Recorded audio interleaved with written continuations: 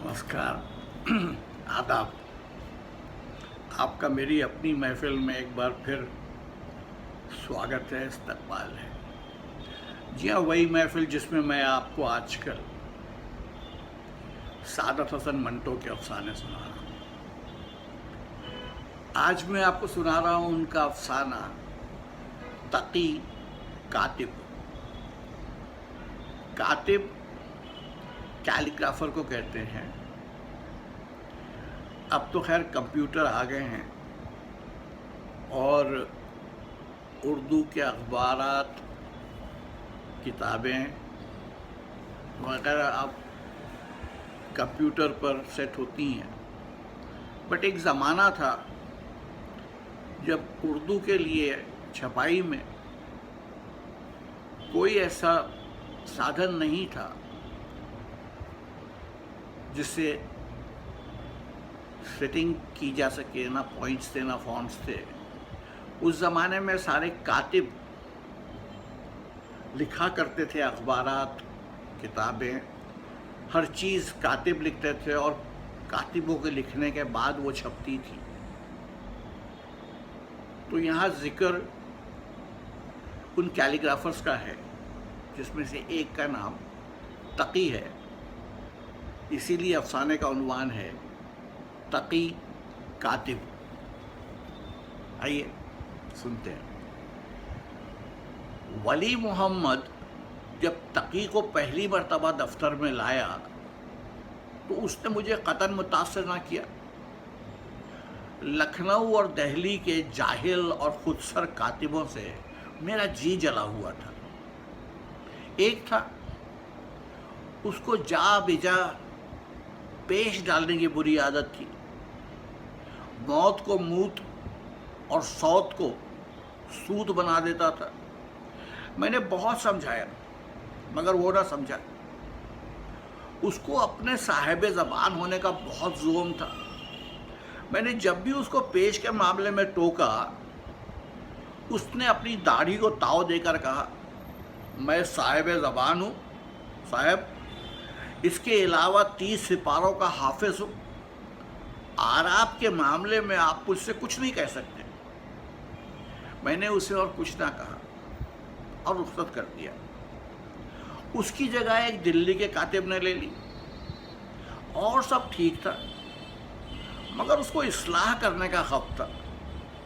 और इस्लाह भी ऐसी कि मेरी आंखों में खून उतर आता था। कोई मजमून था, मैंने उसमें ये लिखा, उसके हाथों के तोते उड़ गए। उसने ये इस्लाह फरमाई, उसके हाथ पाँव के तोते उड़ गए। मैंने उसका मजाक उड़ाया तो वो खालिस दहलवी लबो लहजे में बड़बड़ाता मुलाजमत से अलहदा हो गया। रामपुर का एक कातिब था, बहुत ही खुशखत, मगर उसको इख्तिसार के दौरे पड़ते थे। 17 की 17 और पैरे के पैरे गायब कर देता। जब उसको पूरा सफ़ा दोबारा लिखने को कहता तो वो जवाब देता, इतनी मेहनत मुझसे ना होगी साहब, पोर्ट में लिख दूंगा। पोर्ट में लिखवाना मुझे सख्त नापसंद था। चुनांचे ये रामपुरी कातिब भी ज़्यादा दिन दफ्तर में ना टिक सका। वली मोहम्मद हेड कातिब था। वो जब तकी को पहली मर्तबा दफ्तर में लाया तो उसने मुझे कतन मुतासर ना किया। ख़त का नमूना देखा, ख़ास अच्छा नहीं था। दायरों में पुख्तगी नहीं थी। मैं गुंजान लिखाई का कायल हूँ। वो छदरा लिखता था, कम उम्र था। अंदाज़े गुफ्तगू में अजीब किस्म की बौखलाहट थी। बात करते वक्त उसका एक बाजू हिलता रहता था जैसे क्लॉक का पेंडुलम। रंग सफ़ेद था। बालाई होंठ पर भूरे महीन बाल थे। ऐसा मालूम होता था कि उसने खुद किताब की स्याही से हल्की हल्की मूछें बनाई हैं। मैंने उसे चंद रोज़ के लिए रखा, मगर उसने अपनी शराफत, मेहनत और ताबेदारी से दफ्तर में अपने लिए मुस्तकिल जगह पैदा कर ली। ولی محمد سے میرے تعلقات بےحد بے تکلف تھے. جنسیات کے متعلق اپنی معلومات میں اضافہ کرنے کے لیے وہ اکثر مجھ سے گفتگو کیا کرتا تھا. اس دوران محمد تقی خاموش رہتا. عورت اور مرد کے جنسی تعلق کا ذکر کھلے الفاظ میں آتا تو اس کے کان کی لویں سرخ ہو جاتی. ولی محمد جو کہ شادی شدہ تھا اس کو خالص پنجابی انداز میں چھیڑتا. منٹو صاحب، اس کا مردہ خراب ہو رہا ہے، اس سے کہیے کہ شادی کر لے. جب بھی کوئی فلم دیکھ کر آتا ہے ساری رات کروٹیں بدلتا رہتا ہے. تقی عام طور پر جھینپتے ہوئے کہتا، منٹو صاحب جھوٹ بولتا ہے.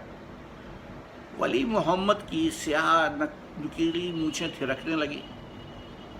اور یہ بھی جھوٹ ہے منٹو صاحب کہ یہ 40 بلڈنگ کی یہودی چھوکریوں کی ننگی ٹانگیں دیکھ کر ان کی نقشہ کشی کیا کرتا ہے. تقی کی ناک کی چوچ پر پسینے کے قطرے نمودار ہو جاتے. میں تو ڈرائنگ سیکھ رہا ہوں. ولی محمد اسے اور چھیڑتا. ڈرائنگ چہرے کی سیکھو. یہ کس ڈرائنگ ماسٹر نے تم سے کہا کہ پہلے ننگی ٹانگوں سے شروع کرو؟ محمد تقی قریب رو دیتا. چنانچہ میں ولی محمد کو منع کرتا کہ وہ اسے نہ چھیڑا کرے. اس پر ولی محمد کہتا، منٹو صاحب، میں اس کے والد صاحب سے کہہ چکا ہوں، آپ سے بھی کہتا ہوں، اس لونڈے کی شادی کرا دیجیے ورنہ اس کا مردہ بالکل خراب ہو جائے گا. محمد تقی کے باپ سے میری ملاقات ہوئی. داڑھی والے بزرگ تھے، نماز روزے کے پابند تھے، پر محراب بھنڈی بازار میں ولی محمد کی شراکت میں گھی کی ایک چھوٹی سی دکان کرتے تھے. محمد تقی سے ان کو بہت محبت تھی. باتیں کرتے ہوئے آپ نے مجھ سے کہا، تقی 2 برس کا تھا کہ اس کی والدہ کا انتقال ہو گیا. خدا اس کو غریق رحمت کرے. بہت ہی نیک بیوی تھی. منٹو صاحب، یقین جانیے اس کی موت کے بعد عزیزوں اور دوستوں نے بہت زور دیا کہ میں دوسری شادی کر لوں، مگر مجھے تقی کا خیال تھا. میں نے سوچا ہو سکتا ہے کہ میں اس کی طرف سے غافل ہو جاؤں. چنانچہ دوسری شادی کے خیال کو میں نے اپنے قریب تک نہ آنے دیا اور اس کی پرورش خود اپنے ہاتھوں سے کی. اللہ کا بڑا فضل و کرم ہے کہ اس نے مجھ گنہگار کو سرخرو کیا. خدا اس کو زندگی اور نیکی کی ہدایت دے. محمد تقی اپنے باپ کے اس اثار کی ہمیشہ تعریف کیا کرتا تھا. بہت کم باپ اتنی بڑی قربانی کر سکتے ہیں. ابا جوان تھے، اچھا کھاتے تھے، چاہتے تو چٹکیوں میں ان کو اچھی سے اچھی بیوی مل جاتی، لیکن میری خاطر انہوں نے تجرد کی زندگی بسر کی. اتنی محبت اور اتنے پیار سے میری پرورش کی کہ مجھے ماں کی کمی محسوس نہ ہونے دی. ولی محمد بھی تقی کے باپ کا معترف تھا، مگر اسے صرف یہ شکایت تھی کہ مولانا ذرا سنکی ہیں. منٹو صاحب آدمی بہت پیارا ہے، اچھا ہے، کاروبار میں سولانے کھڑا ہے، تقی سے بہت پیار کرتا ہے، لیکن یہ پیار میں اب اپنے احساسات کے الفاظ میں پیش کروں. اس کا پیار حد سے بڑا ہوا ہے. یعنی وہ اس سے اس طرح پیار کرتا ہے جس طرح کوئی حاسد عاشق اپنے معشوق سے کرتا ہے. میں نے ولی محمد سے پوچھا، تمہارا مطلب؟ ولی محمد نے اپنی مونچھوں کی نوکیں درست کی. مطلب میں نہیں سمجھا سکتا، آپ خود سمجھ لیجئے. میں نے مسکرا کر کہا، بھائی تم ذرا وضاحت سے کام لو تو میں سمجھ جاؤں گا. ولی محمد نے سرخیاں لکھنے والے قلم کو کپڑے کے چیتھڑے سے صاف کرتے ہوئے کہا، مولانا سنکی ہیں، مجھے معلوم نہیں کیوں تقی کہتا ہے کہ پہلے ان کے پیار اور ان کی شفقت کا یہ رنگ نہیں تھا جو اب ہے.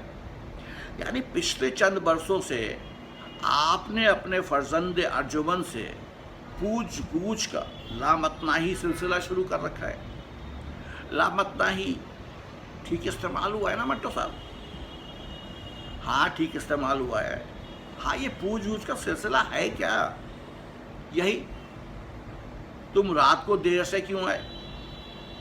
سفید گلی میں کیا کرنے گئے تھے؟ وہ یہودن تم سے کیا بات کر رہی تھی؟ اتنی فلمیں کیوں دیکھتے ہو؟ پچھلے ہفتے تم نے کتابت کی اجرت میں سے 4 آنے کہاں رکھ دیا؟ ولی محمد سے تم بائکلا کے پل پر بیٹھے کیا باتیں کر رہے تھے؟ کیا وہ تمہیں ورغلا تو نہیں رہا تھا کہ شادی کر لو؟ میں نے ولی محمد سے پوچھا ورغلانا کیا ہوا؟ معلوم نہیں، لیکن مولانا سمجھتے ہیں کہ تقی کا ہر دوست اسے شادی کے لیے ورغلاتا ہے. میں اس کو ورغلاتا تو نہیں، لیکن یہ ضرور کہتا ہوں اور اکثر کہتا ہوں کہ جانے من شادی کر لو، ورنہ تمہارا مردہ خراب ہو جائے گا. اور منٹو صاحب میں آپ کو خدا کی قسم کھا کر کہتا ہوں کہ لڑکے کو 1 عدد بیوی کی اشد ضرورت ہے. 4-5 برس گزر چکے تھے. محمد تقی کی مونچھوں کے بھورے بال اب مہین نہیں تھے. ہر روز داڑھی مڈاتا تھا، ٹیڑھی مانگ بھی نکالتا تھا، اور دفتر میں جب جنسیات کے متعلق گفتگو چھڑتی تو وہ قلم دانتوں میں دبا کر غور سے سنتا. عورت اور مرد کے جنسی تعلق کا ذکر کھلے الفاظ میں ہوتا تو اس کے کان کی لویں سرخ نہ ہوتی. محمد تقی کو بیوی کی ضرورت ہو سکتی تھی. ایک دن جبکہ اور کوئی دفتر میں نہیں تھا اور اکیلا تقی تخت پر دیوار کے ساتھ پیٹھ لگائے پرچے کی آخری کاپی مکمل کر رہا تھا، میں نے اس کے خط و خال کا غور سے معائنہ کرتے ہوئے پوچھا تقی شادی کیوں نہیں کرتے؟ سوال اچانک کیا گیا تھا. تقی چونک پڑا. جی میرا خیال ہے تم شادی کر لو. تقی نے قلم کان میں اڑسا اور کسی قدر شرما کر کہا میں نے ابا سے بات کی ہے. کیا کہا انہوں نے؟ تقی تفصیل سے کچھ کہنا چاہتا تھا مگر نہ کہہ سکا. جی وہ کچھ نہیں، وہ کہتے ہیں ابھی اتنی جلدی کیا ہے. تمہارا کیا خیال ہے؟ جو ان کا ہے. اس جواب کے بعد گفتگو کا سلسلہ منقطع ہو گیا. تقی نے پرچے کی آخری کاپی مکمل کی اور اسے جوڑ کر چلا گیا. چند دن کے بعد ولی محمد نے تقی کی موجودگی میں مجھ سے کہا منٹو صاحب کل بڑا لفڑا ہوا. مولانا اور تقی میں دھیں پٹاس ہوتے رہ گئی. دھیں پٹاس؟ ولی محمد یوں تو اردو بولتا تھا، لیکن پنجابی اور بمبئی کی اردو کے کئی الفاظ مزاح پیدا کرنے کے لیے استعمال کرنے کا عادی تھا. تقی نے اس کی بات سنی اور خاموش رہا. ولی محمد نے اپنی تھرکتی ہوئی نکیلی مونچھوں کو آنکھوں کا زاویہ بدل کر دیکھا. پھر اس زاویے کو بدل کر اس نے تقی کی طرف دیکھا اور مجھ سے کہا لڑکے کو 1 عدد بیوی کی اشد ضرورت ہے، لیکن باپ اس ضرورت کو مانتا ہی نہیں. اس نے بہت سمجھایا منٹو صاحب، مگر مولانا نے ایک نہ سنی. منٹو صاحب یہ کیا محاورہ ہے ایک نہ سنی؟ مولانا نے سنی تو 1000 تھی، لیکن سنی انسنی کر دی. یہ محاورے بھی خوب چیزیں ہیں اور مولانا بھی. اپنے وقت کے ایک لاجواب محاورہ ہیں. تقی مجھ سے مخاطب ہوا, منٹو صاحب اس سے کہیے خاموش رہے. ولی محمد بولا, منٹو صاحب اس سے کہیے کہ مولانا کے سامنے خاموش رہا کرے. وہ شادی کی اجازت نہیں دیتے, ٹھیک ہے, باپ ہیں, وہ اس کا نفع نقصان سوچ سکتے ہیں. باپ بیٹی کی چک ضرور ہوئی تھی. تقی نے مولانا سے درخواست کی تھی کہ وہ اس کی شادی کسی اچھے گھرانے میں کر دیں. یہ سن کر وہ چڑ گئے تھے اور تقی کے دوستوں پر برسنے لگے. تمہارے دوستوں نے تمہاری جڑوں میں پانی پھیر دیا. جب میں تمہاری عمر کا تھا مجھے معلوم نہیں تھا کہ شادی بیاہ کس جانور کا نام ہے.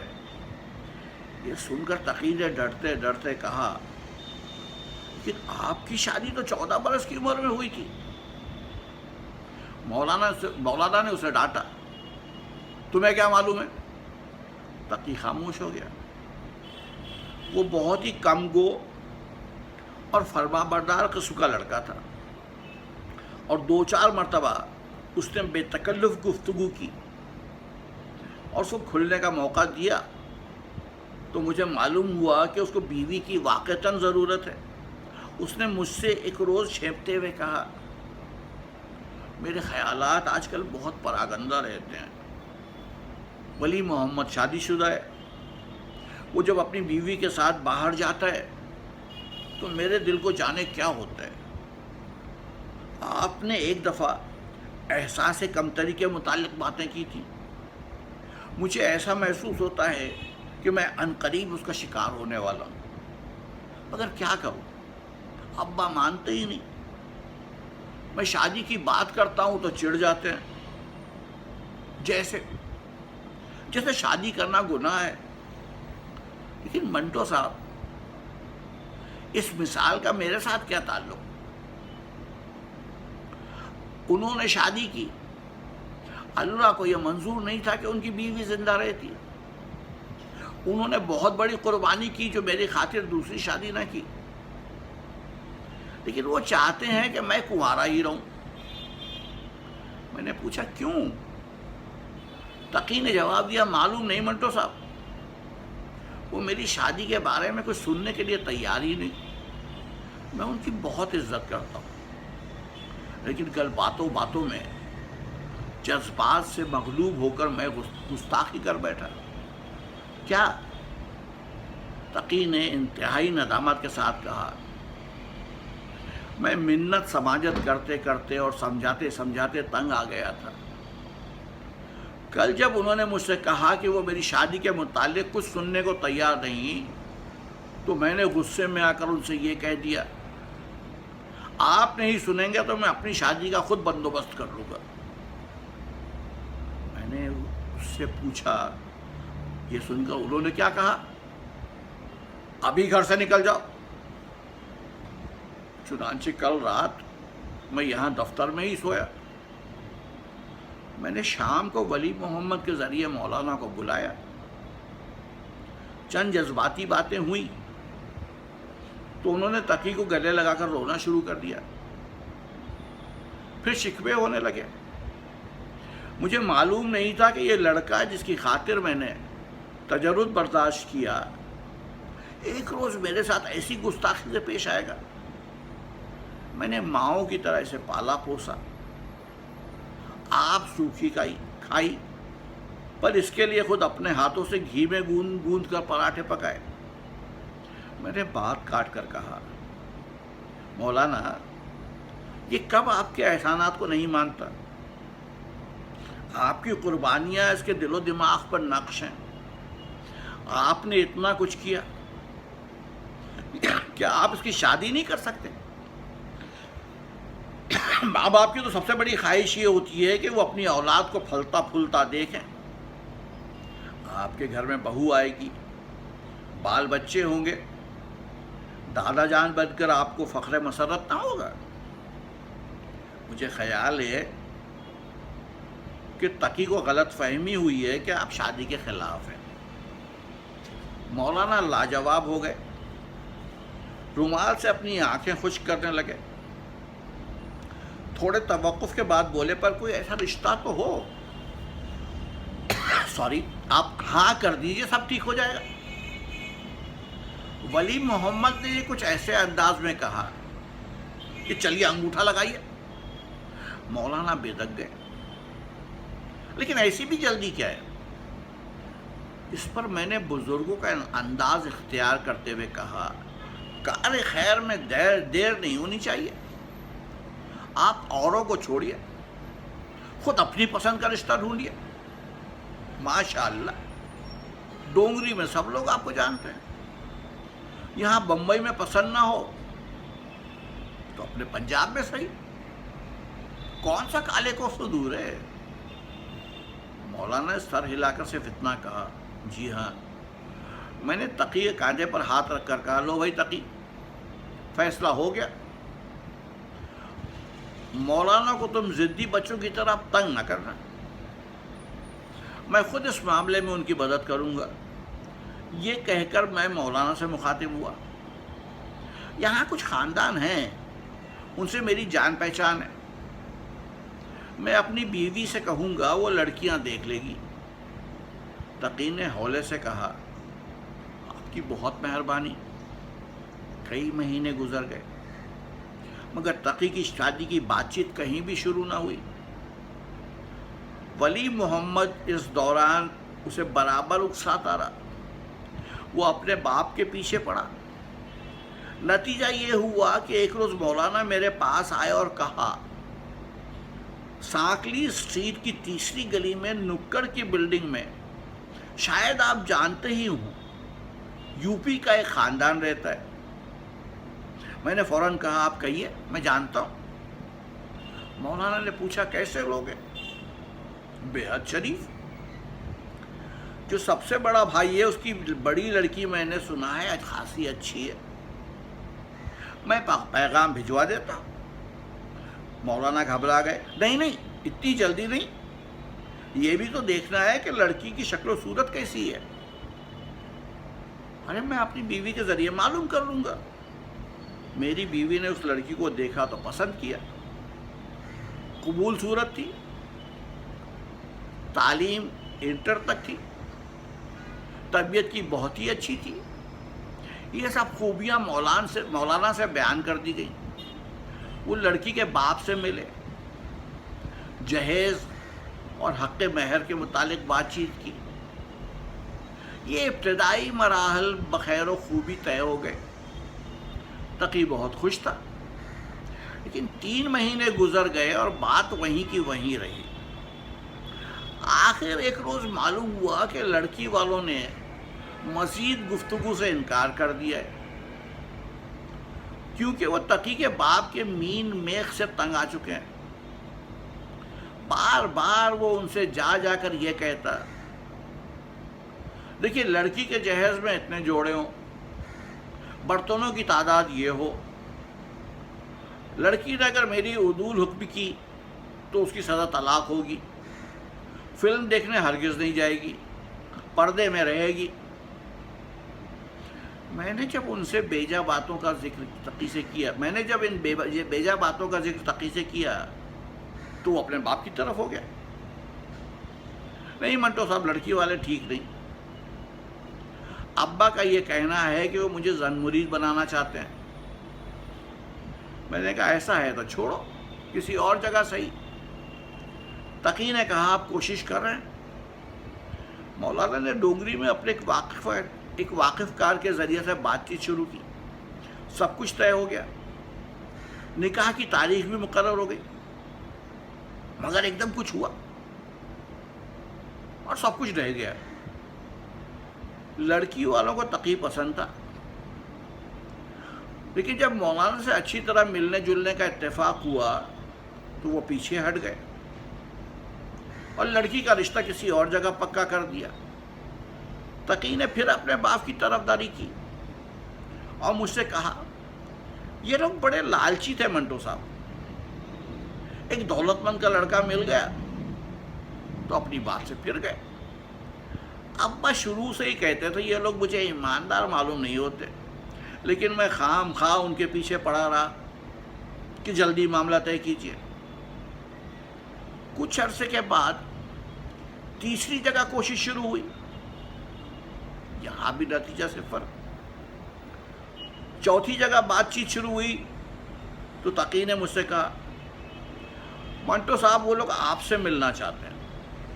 ارے بڑے شوق سے ملے، میں ان سے ملا، آدمی شریف تھے۔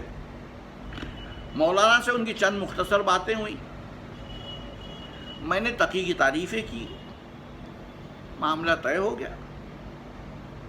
لیکن چند ہی دنوں میں گڑبڑ پیدا ہو گئی۔ لڑکی کے بڑے بھائی نے کسی سے سنا کہ مولانا دکان پر اپنے ایک دوست سے کہہ رہے تھے لڑکی میرے کہے پر نہ چلی تو میں تقی کی دوسری شادی کر دوں گا۔ یہ سن کر وہ میرے پاس آیا، میں نے مولانا کو بلایا، ان سے پوچھا تو داڑھی پر ہاتھ پھیر کر کہنے لگے میں نے کیا برا کہا، میں ایسی بہو گھر میں نہیں لانا چاہتا جو میرا کہا نہ مانے۔ میں تقی کی شادی اس لیے کر رہا ہوں کہ مجھے آرام پہنچے۔ عجیب و غریب منطق تھی۔ میں نے پوچھا آپ کو آرام ضرور پہنچنا چاہیے، مگر آپ کی یہ منطق میری سمجھ میں نہیں آتی۔ ایسا معلوم ہوتا ہے کہ خاوند بیوی کا رشتہ آپ کی سمجھ سے بالاتر ہے۔ مولانا نے کسی قدر خفگی کے ساتھ کہا میں خاوند رہ چکا ہوں منٹو صاحب، آپ کے خیالات میرے خیالات سے بہت مختلف ہیں۔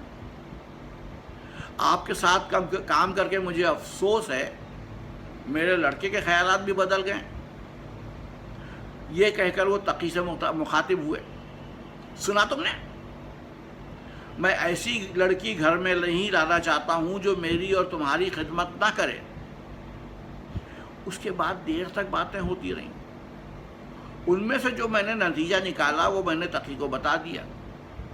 دیکھو بھائی، بات یہ ہے کہ تمہارے والد صاحب تمہاری شادی نہیں کرنا چاہتے، یہی وجہ ہے کہ وہ ہر بار کوئی نہ کوئی شوشہ چھوڑ دیتے ہیں، کوئی نہ کوئی بہانہ ڈھونڈ نکالتے ہیں تاکہ معاملہ آگے نہ بڑھنے پائے۔ مولانا خاموش اپنی داڑھی پر ہاتھ پھیرتے رہے۔ تقی نے مجھ سے پوچھا کیوں، یہ میری شادی کیوں نہیں کرنا چاہتے؟ میرے منہ سے بے اختیار نکل گیا مولانا کا دماغ خراب ہے۔ مولانا کو اس قدر طیش آیا کہ منہ میں جھاگ بھر کر واہی تباہی بکنے لگے۔ میں نے تقی سے کہا جاؤ مولانا کو کسی ذہنی شفا خانے میں لے جاؤ، اور میری یہ بات یاد رکھو جب تک ان کا دماغ درست نہیں ہوگا تمہاری شادی ہرگز نہیں کریں گے۔ ان کے دماغ کی خرابی کا باعث وہ قربانی ہے جو انہوں نے تمہارے لیے کی ہے۔ مولانا نے تقی کا بازو پکڑا اور مجھے سلواتے سناتے چلے گئے۔ ولی محمد میرے پاس بیٹھا سب کچھ خاموشی سے سن رہا تھا۔ اتنی دیر وہ اپنی نکیلی مونچھوں کے وجود سے بالکل غافل رہا۔ جب مولانا اور تقی چلے گئے تو اس نے آنکھوں کا زاویہ درست کر کے ان کی طرف دیکھا اور کہا مردہ خراب ہو رہا ہے بیچارے کا۔ لیکن منٹو صاحب، آپ نے 52 تولہ اور پاؤ رتی کی بات کہی، محاورہ درست استعمال ہوا ہے، تم نے محاورہ درست استعمال کیا ہے، لیکن افسوس ہے کہ مولانا کی طبیعت صاف کرتے ہوئے میں نے مناسب و موزوں الفاظ استعمال نہ کیے۔ بڑا ملعون آدمی ہے جی، ولی محمد نے یہ کہہ کر اپنی مونچھوں کا ہٹیلا بال بڑے زور سے اکھیڑا اور بڑی سنجیدگی اختیار کر کے مجھ سے پوچھا منٹو صاحب کیا مطلب تھا آپ کا اس سے کہ مولانا کے دماغ کی خرابی کا باعث وہ قربانی ہے جو اس نے تقی کے لیے کی ہے؟ بات ضرور 52 तोला और पाव रत्ती की है, लेकिन पूरी तरह मेरी सहन में बैठी नहीं। मैंने उसको समझाया, बीवी की मौत के बाद एक वक्ती जज्बा था जिसके तहत मौलाना ने तजर्रुद के दिन गुजारने का तहिया किया। ये जज्बा अपनी तबई मौत मरा तो आपके लिए 2 शोक हो गए, एक बीवी की मौत का, दूसरा उस जज्बे की मौत का। वक्त गुजरता गया और मौलाना नीम के करेले बनते गए। मुझे तो भाई वली मोहम्मद पर बहुत तरस आता है। एक शख्स जिसने 25 बरस तक अपने और औरत के दरमियान एक दीवार हायल कर रखी हो, वो किस तरह अपने जवान बेटे के पहलू में एक जवान औरत देख सकता है, और वो भी नजरों के बहुत करीब। दूसरे दिन तकी ना आया। वली मोहम्मद के हाथ उसने किताबत का बिल भिजवा दिया जो अदा कर दिया गया। तकी को बहुत अफसोस था कि मैंने उसके बाप को बुरा भला कहा। मैंने वली मोहम्मद से कह दिया, मुझे कोई अफसोस नहीं। तकी को मालूम होना चाहिए था कि उसका बाप ज़हनी और रूहानी तौर पर बीमार है, लेकिन मुझे ये अफसोस ज़रूर है कि उसने काम छोड़ दिया है। वली मोहम्मद ने वापस आने को कहा, मगर वो ना माना। उसने किसी और दफ्तर में मुलाजमत न की और दुकान पर बैठकर घी बेचने लगा। वली मोहम्मद ने जब जोर दिया तो उसने वहीं किताबत का काम भी शुरू कर दिया। मैं एक काम से दिल्ली चला गया। 3-4 महीने वहाँ रहकर बम्बई लौटा तो वली मोहम्मद ने प्लेटफॉर्म पर ये खबर सुनाई कि तकी की शादी 1 हफ्ता पहले बखैर और खूबी हो चुकी है। मुझे यकीन ना आया, लेकिन वली मोहम्मद ने कुरान की कसम खाकर कहा, मंटू साहब मैं झूठ नहीं कहता। निकाह के छुआरे मैंने संभाल कर रखे हुए हैं। जिसकी शादी ना होती हो उसके लिए अक्सीर साबित होंगे। मैंने तकी को बुलाया मगर वो ना आया। तकरीबन 1.5 महीने के बाद एक दिन अला सुबह वली मोहम्मद आया। उसकी नुकीली मूछें थिरक रही थी। कहने लगा, मंटो साहब कल ढें फटास हो गई भाई बाप बेटे में। तकी अपनी बीवी को लेकर चला गया कहीं, कहाँ मालूम नहीं। ये कहकर आंखों का जाविया बदलकर वली मोहम्मद ने अपनी नुकीली मूछों को देखा। कुछ समझ में नहीं आता मंटो साहब। लड़ाई का बायस मालूम नहीं हो सका। मौलाना बिल्कुल खामोश है। मौलाना बहुत देर तक खामोश रहे। उनका बेटा मोहम्मद तकी भी। बम्बई में वली मोहम्मद और उसके साथियों ने तकी को बहुत तलाश किया मगर उसका कोई सुराग ना मिला। बहुत दिनों बाद दिल्ली से मुझे तकी का एक ख़त मौसूल हुआ। लिखा था, बहुत दिनों से सोच रहा था कि आपको ख़त लिखूं और हालात से आगाह करूं, मगर जुर्रत साथ न देती थी। मैं आपसे दरख्वास्त करता हूं कि यह ख़त किसी और को ना दिखाइएगा। आपने मेरे वालिद के मुतालिक जो कुछ कहा था ठीक निकला। मैंने आपकी बातों का बुरा माना था, इसलिए कि मुझे असलियत का इल्म नहीं था जो मुझे शादी के बाद मालूम हुई। मेरे वालिद का दिमाग वाकई दुरुस्त नहीं। हो सकता है पहले ठीक हो, लेकिन मेरी शादी के बाद तो कतन उनकी दिमागी हालत दुरुस्त ना थी। उनकी यही कोशिश थी कि मैं अपनी बीवी से दूर रहूं। मुझ में और उसमें दूरी पैदा करने के लिए वो अजीब व गरीब तरीके ईजाद करते जो एक दीवाना ही कर सकता है। मैंने बहुत देर तक बर्दाश्त किया। मुझे तमाम वाक़यात बयान करते हुए बहुत शर्म महसूस होती है। एक रोज़ मेरी बीवी ایک روز میری بیوی غسل خانے میں نہا رہی تھی، آپ نے دروازے میں سے جھانک کر دیکھنا شروع کر دیا۔ میں اور کیا لکھوں، سمجھ میں نہیں آتا، ان کے دماغ کو کیا ہو گیا، خدا ان کی حالت پر رحم کرے۔ میں یہاں دلی میں ہوں اور بہت خوش ہوں۔ میں یہ خط پڑھ رہا تھا کہ ولی محمد آیا، اس کے پاس تقی کا ایک خط تھا، میری طرف بڑھا کر اس نے کہا یہ خط تقی نے دہلی سے اپنے باپ کو لکھا ہے، صرف چند الفاظ ہیں۔ میں نے پوچھا کیا؟ ولی محمد نے کہا پڑھ لیجئے۔ میں نے یہ الفاظ پڑھے، قبلہ والد صاحب، میں یہاں خیریت سے ہوں، آپ نے میرا گھر آباد کیا ہے، میری خواہش ہے کہ آپ بھی اپنا گھر آباد کر لیں۔ ولی محمد نے آنکھوں کا زاویہ بدل کر اپنی نکیلی مونچھوں کو دیکھا اور کہا منٹو صاحب، لڑکا ہوشیار ہو گیا ہے، لیکن مولانا تو اپنی بات پکی کر چکے ہیں۔ کہاں؟ ولی محمد کی مونچھیں تھرکی، ایک گھی بیچنے والی ہے، 5 گھی میں اور سر کڑھائی میں۔ محاورہ ٹھیک استعمال کیا نا منٹو صاحب؟ میں ہنس پڑا۔ یہ تھا آج کا افسانہ تقی کاتب۔